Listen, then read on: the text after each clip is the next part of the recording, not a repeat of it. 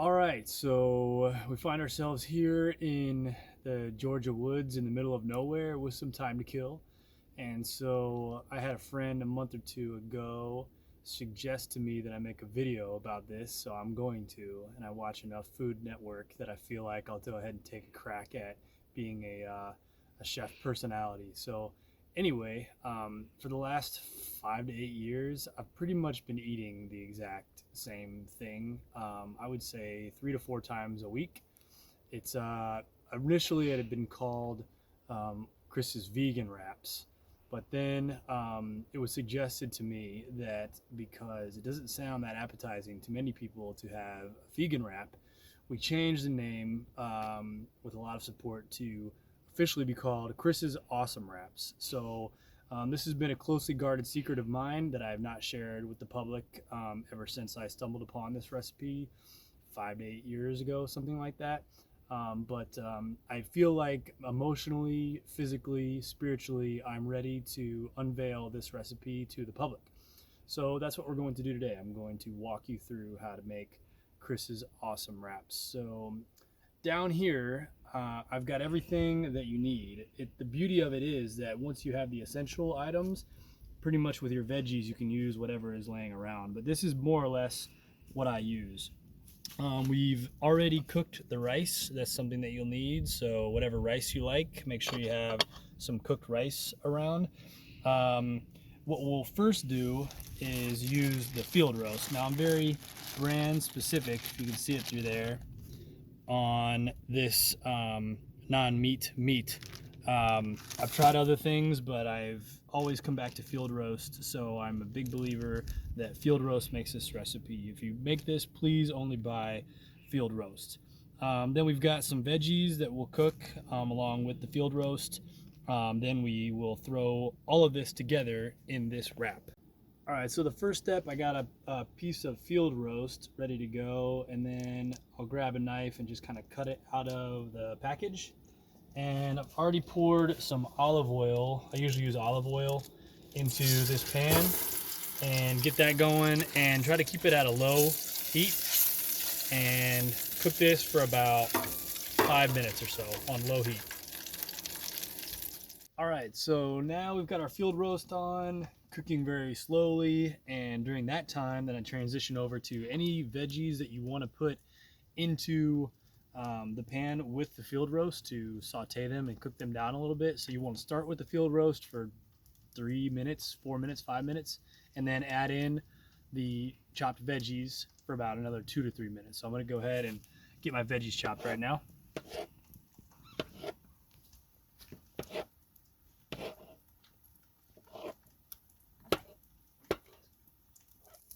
All right, so the next step after you've had the field roast in the pan cooking for about 3 to 5 minutes, what I like to do is I cut up the field roast into several little bite-sized chunks like so. That way I feel like it gives a better crispy texture around the field roast bits. That's when, at this stage, you take in all of your vegetables, whatever saute vegetables you like. I always try, if I have it on hand, to make sure I've got onions, mushrooms, and bell pepper. Personally, I actually prefer the green bell pepper. That's my favorite, but all we have tonight is the orange, but it'll taste great nonetheless. And the color is also great. One of the best things about Awesome Wraps is you feel good after you've eaten it. It's not something that weighs you down like a big, delicious, juicy steak or juicy burger. This actually fills you up without making you feel weighed down, if that makes any sense. So that's one of the reasons this has been my go-to meal for the last 5-8 years, however long it's been. All right, so at this point we've got our veggies cooked down. If you like them crisper, just give them a little bit less time on the heat source. If you want them a little bit more soft, obviously leave them on there for a little bit longer. So what I do at this stage is I take that off of the heat. One thing I forgot to mention earlier, I can't believe I forgot this because this is one of the most crucial ingredients, is a ripe avocado. So I kind of just carve it out, cut it, and then I put it into chunks. And I just chuck these suckers right in there, just like this. And then when I'm actually ready to put all this into the wrap, I'll just kind of mix it all together. You could do that any other way you want it, it would be fine, but that's just kind of the way that I've gone with it. So I'll leave that there just for right now, and now I'm gonna get my tortillas ready, and I'll be back in just a second. All right, so I got my tortillas out, and I just use flour tortillas. I like the burrito size, and I find that for Marissa, one of these wraps is sufficient. For me, I like to have, I'm a 2-wrap kind of guy, so 3 wraps for 2 people.